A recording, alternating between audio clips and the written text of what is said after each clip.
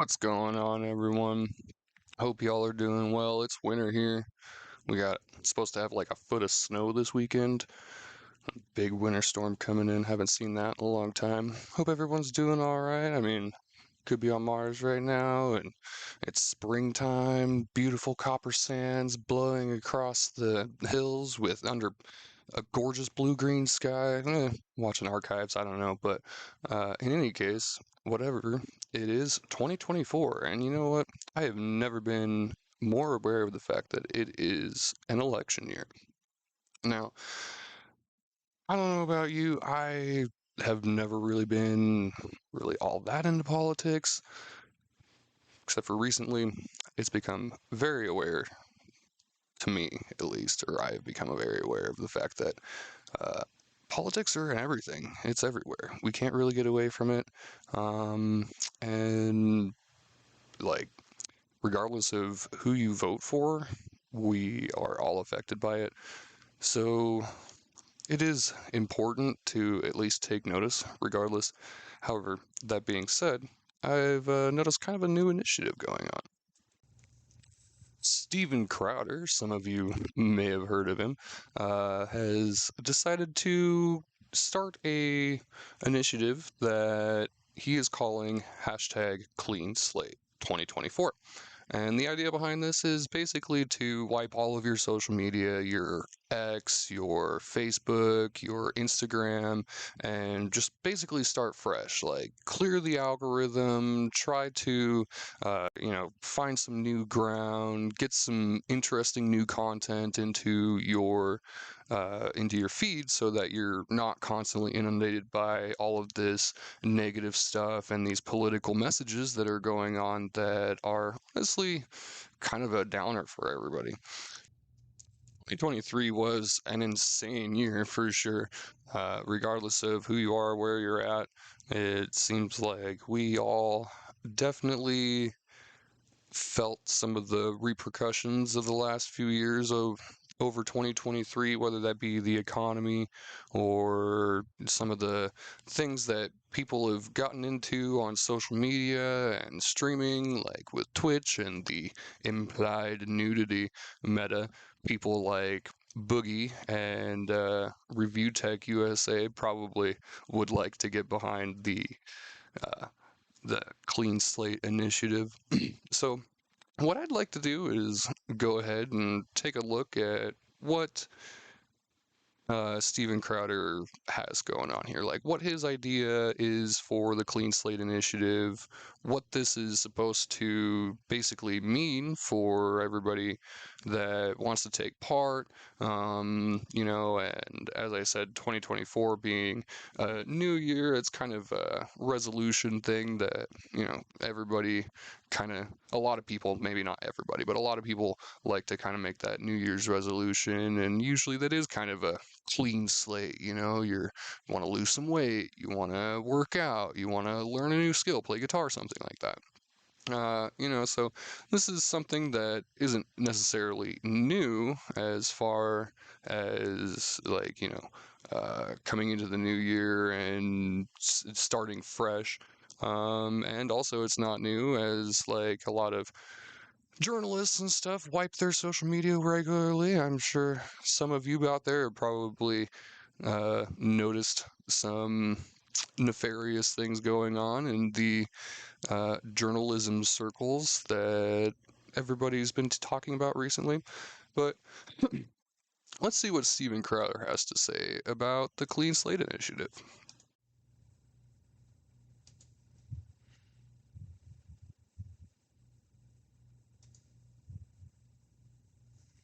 Let's start with this. What are we doing? What are we doing? I mean, what is everyone doing with our lives here and how we use these tools? You're watching this probably on one of the platforms, hopefully Rumble or Mug Club, maybe YouTube. But you may, at one point, you would see a clip on Instagram.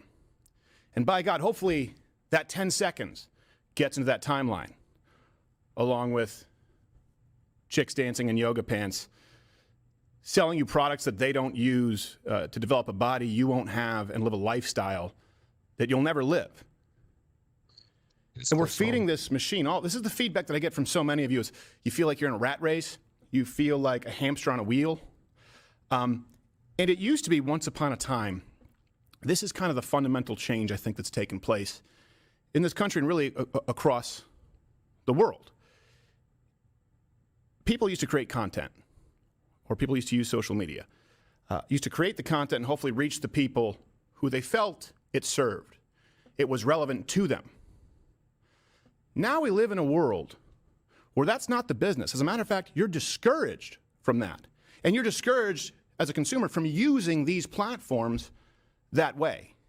We now have people who aggregate content that they didn't make to try and reach an audience they don't care about through feeding a machine, which we call an algorithm. And all that means is it's an artificial brain. It's not even human. And it determines what you see and what you consume. This is why you feel like you're stuck in a rat race. It's an entire industry of appealing to an artificial brain that doesn't even exist. Let me just kind of break this down for you too, and something to think about. Social media is a term that people use. And I want to get into how this is a tool, right? Tools are meant to serve you. That's not where we are right now. And I'll just let you know right off the bat here, clean slate. If you go to my Instagram or my Twitter right now, everything is gone. I've wiped everything. A little secret, a lot of journalists do this at New York Times, at Washington Post, because they want to evade accountability.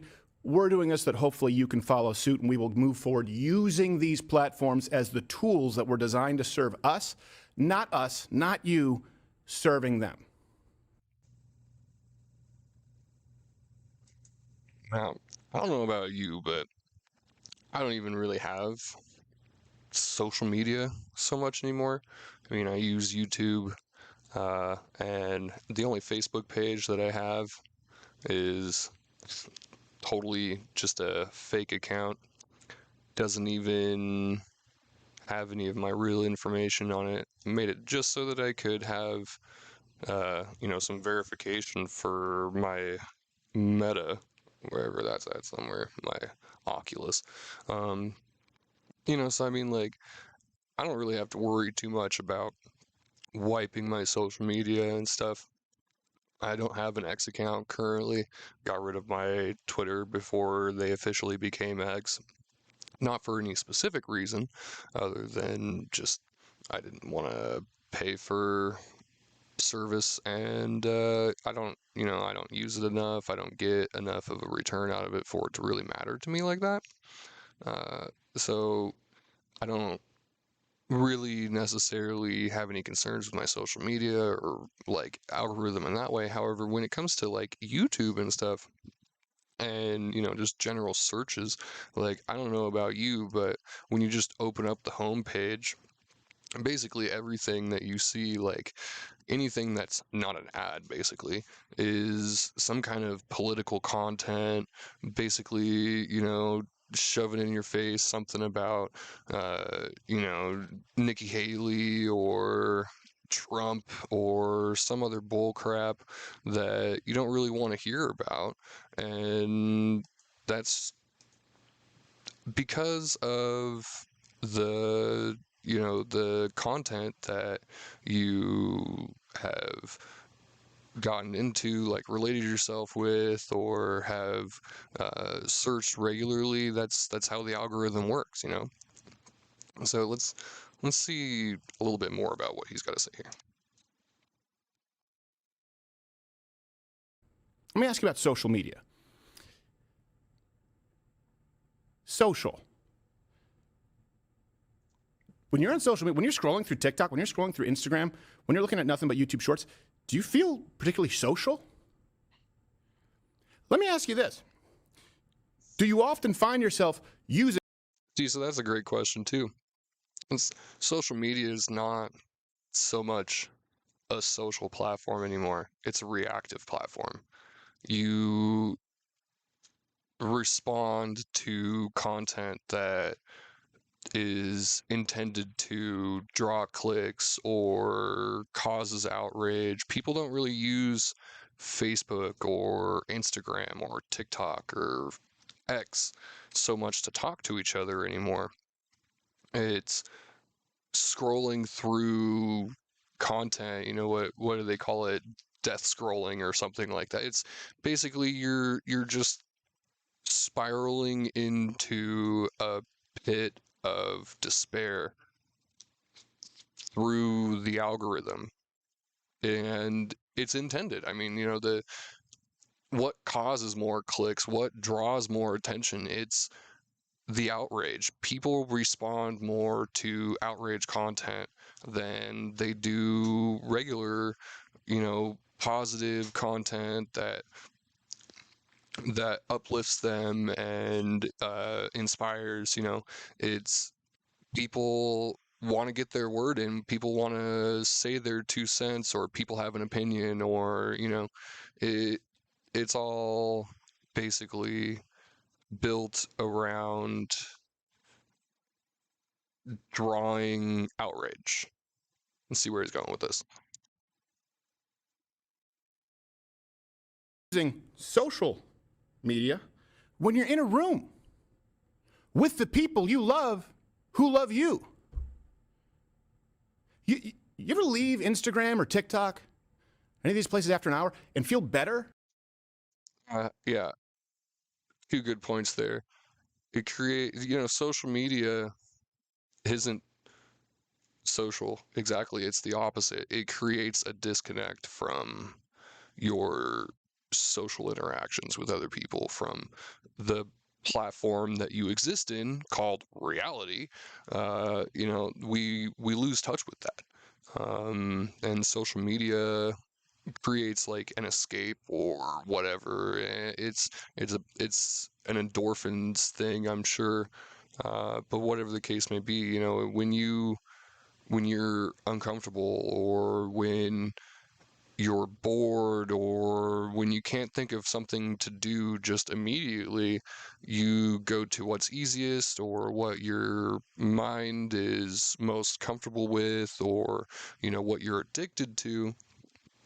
And make no mistake, social media is addictive, and 70% of people or something like that are prone to addictive tendencies. So it's built entirely to prey upon that. Nobody's free from it. For having done it? It's a genuine question, and it's something that I hear from everyone about on a regular basis. Let me kind of give you an analogy, because this happened to me. Social media, these platforms, this device that is constantly bombarding you, and by the way, collecting your information, it's like being at a party. You ever been at a party and there's someone there, and you have a bunch of your friends, your family, and there's someone who doesn't quite pick up on the social cues, and they won't let you go, and you want to end the conversation, but you can't because you want to spend time with the people around you who you've come to see? That's the device in your hand. You don't really want to be attached to it, but it won't let you go. Yeah, you can't Only it's a machine. It's a machine that doesn't care about you. And this is the thing, working in the industry, I know a lot of you use it to stay in touch with families, and great. And these are tools that I absolutely believe are pivotal that you can use going into an election. I just don't believe that that's where we are right now. And there needs to be a change of course before we get to the point that there's no turning back. We have to get out of these social media ghettos and the reliance on them. We'll hear this, though, in the industry side. You got to be there. You need more. So one good point there is, like we all have a cell phone. We're all attached to these devices. And they contain important things to us. They have our photos and memories. They have conversations we've had with friends. They've got phone numbers for family members and things that you wouldn't remember otherwise. But our typical use, the typical purpose of them that we utilize, is not necessarily for that utilitarian need. It's rather for that kind of destructive and mentally destructive, I should say, and like kind of corrosive content that stimulates our mind, produces endorphins, whether it's good or bad. It's like Monsters Inc. You know, they would get their energy out of making children scream, but they could get more when they found out that they could get more when they made children laugh. But it works the other way around in reality. You get a greater boost of endorphins when you are stimulated by outrage than when you're stimulated by positivity or inspiration. It's corrosive to the mind. It's it could in a way be like a cause for mental illness. I mean, I have to look at the statistics on that, but it's a thought. You need more reels. You need more clips. You have to do it. You have to do it. You have to do it if you want to remain relevant. Have you seen like clips of like this of kids, when they've got like iPads sitting on their lap and they're playing Minecraft and they got a cell phone in their other hand and they're watching videos, kids playing Minecraft, clicking, and then he's flipping through videos and he's clicking and then he's flipping through videos and he's in the middle of a fight with a monster. He's like farming some dirt or something and he's fighting a zombie at the same time while he's flipping through videos, and this kid's like 4 or 5 years old, and it's you think of how that's going to affect, how it's going to impact that kid's socialization in the future, his outreach with others, his contact with reality is completely at odds with his learned state of mind. If you want to remain competitive. Competitive for what? Competitive for what? For 10-second views in a timeline where people don't even remember where it came from? Or what they learned or what it meant? It's very different. They used to say that TV was going to rot your brain. And just to be clear, this show, 20-second daily show, Heard that a lot. You want to know? Watch the show. This show is a time capsule. Something happens to me, I would say, show my kids who their father was. Show them the show. But it's a program that's designed for you. And a lot of the things that we discuss, for example, Gerald doing an apologetics episode with Alex Jones, that'll be going up next week. The algorithm, the artificial machine would tell you, you don't want to see it. I don't agree. Algorithm. So see, that's perfectly the point too. And that kind of brings me into one of the points that I was going to kind of make for this video, is the fact that, if you look at the news feed, nobody's talking about this. Nobody's taking part in this. Nobody wants to get in with the Clean Slate initiative. You can just see here, I have Crowder Clean Slate searched, hashtag, let's try hashtag Clean Slate, right? Oh, come on. Oh, my freaking thing's being slow. That's what happens when you spend $500 on a computer. Literally nothing. Zero search results. So, nobody's talking about this. And it's because nobody wants to, the media doesn't want you to disconnect from the algorithm. It's what feeds them. It's what sustains them. Like he said, for who?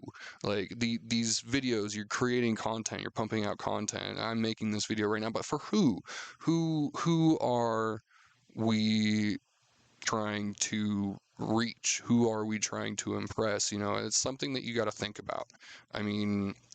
There is a purpose for this video, and that is, to kind of bring into context what he's talking about here, what the whole Clean Slate initiative is, why it's a thing, and why I actually kind of get it. In 2024, I haven't really made a New Year's resolution, but the point is really that I think it would be a good idea if we all kind of took a moment to step back from social media and the algorithm and all of this negativity that we've wrapped ourselves up with and go touch some grass. Yeah, I think that's about all I have to say about it. If you guys are interested in the Clean Slate initiative, you can check out Steven Crowder's website. Oop, that's the wrong one. You can check out Steven Crowder's website, louderwithcrowder.com. It's on his homepage talking about the Clean Slate initiative. He's got some websites program here that you can use to clear your information, everything you need to know there. I mean, it is a good idea. It's a good idea to clear the browser. It is a good idea. It's a good idea to, clear the algorithm and start fresh every once in a while. I'm not sure if just deleting your posts and stuff is the way to do it. Like, you'd have to completely change, who you're following and who who you're interacting with. So really, it's a lot more than I think just deleting all of your posts and stuff. You're gonna have to really be proactive about it if you want to get serious about the whole clean slate thing. But again, for me, I think that's about all I have to say about it. It's it's an interesting idea, and I think kind of a good one going into 2024. Again, like I said, with this being an election year, uh, we're all going to be kind of inundated by a lot of negative content, propaganda, kind of in a way that's meant to make you think about things probably not in a realistic kind of way. So just put some thought into it, kind of bring it into perspective. Stay safe, stay warm, maintain your oxygen, trust in the bloodlust.